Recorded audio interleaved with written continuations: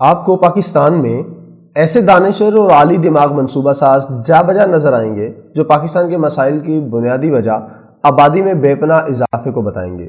رزق کی پیمائش اور انسانوں کی بہتات کے تناسب کو ناپنے تولنے والے ان زمینی خداؤں کا موجد آلا مالتھس تھا، جس نے 1798 میں اپنی مشہور کتاب این ایسے آن دی پرنسپل آف پاپولیشن آبادی کے اصولوں پر ایک مضمون کے نام سے تحریر کی۔ اس کتاب میں اس نے بنی نوع انسان کو خبردار کیا کہ کرۂ ارض پر انسانوں کی آبادی میں اضافہ کی شرح لامحدود ہے، جبکہ زمین پر پیداوار کے لیے قابل کاشت علاقے بہت محدود ہیں۔ وسائل کی اس محدودیت کی وجہ سے ایک دن ایسا آ جائے گا جب زمین انسانوں سے اس قدر بھر جائے گی کہ نہ کہیں فصل اگ سکے گی اور نہ ہی خوراک والے جانور رہ سکیں گے، تو پھر ایسے حالات میں انسان انسانوں کو کھانے لگے گا۔ جس دور میں تھیوری پیش کر رہا تھا تو اس وقت یورپ تقریباً پوری دنیا کو اپنی کالونی بنانے میں سرگرم تھا۔ آسٹریلیا، نیوزی لینڈ اور شمالی امریکہ پر برطانیہ کا، افریقہ پر فرانس کا، جنوبی امریکہ پر اسپین اور مشرق بعید پر ہالینڈ کا قبضہ تھا۔ دنیا کے خطے چونکہ وسائل سے مالا مال تھے، اس لیے یورپ سے لوگ ہجرت کر کے ان علاقوں میں آباد ہونے لگے۔ 1846 سے 1890 تک یورپ سے نقل مکانی کرنے والوں کی تعداد سالانہ 30,70,000 تھی۔ اس کے بعد 1891 سے 1910 تک یہ تعداد 9,11,000 اور 1910 سے 1930 تک آنے تک یورپی نسلوں کی 5 کروڑ آبادی دنیا کے ان محکوم خطوں میں جا بسی تھی۔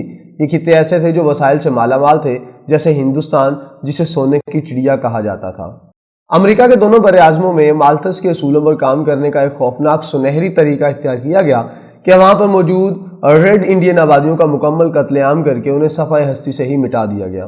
کولمبس کا 1492 میں امریکہ دریافت کرنا دراصل ایک مسلسل نسل کشی کا نقطۂ آغاز تھا۔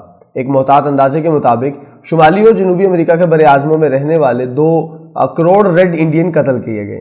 جو بچ نکلے انہیں مہذب جمہوری حکومتوں نے چند مخصوص علاقے بنا کر اور انہیں ان میں رکھ کر ایک تماشا گاہ بنا دیا گیا، یا پھر وہ خوف کے مارے خود ہی ایمیزون جیسے جنگلوں میں جا کر آباد ہو گئے۔ اسی طرح آسٹریلیا میں آباد 2.5 لاکھ مقامی میں سے 2 لاکھ کے قریب قتل کر دیے گئے یا انہیں بھوک اور بیماری سے مار دیا گیا۔ اس قتل عام کے نتیجے میں امریکہ کے دونوں براعظم آسٹریلیا اور نیوزی لینڈ آج ایسے لگتے ہیں جیسے یہاں کبھی گوروں کے سوا کوئی اور آباد ہی نہیں تھا۔ معاملہ ایشیا اور افریقہ پر آ کر پھنس گیا، جن کی بڑھتی ہوئی آبادی دنیا میں ان آباد کار طاقتوں کے لیے دن بدن خطرہ بننے لگی۔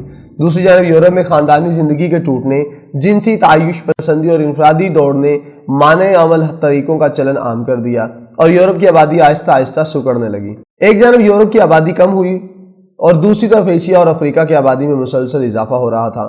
اسی خوف کی وجہ سے برطانیہ کے بادشاہ جارج ششم نے 1944 میں ایک تحقیقاتی کمیشن قائم کیا جس کا نام تھا رائل کمیشن آف پاپولیشن۔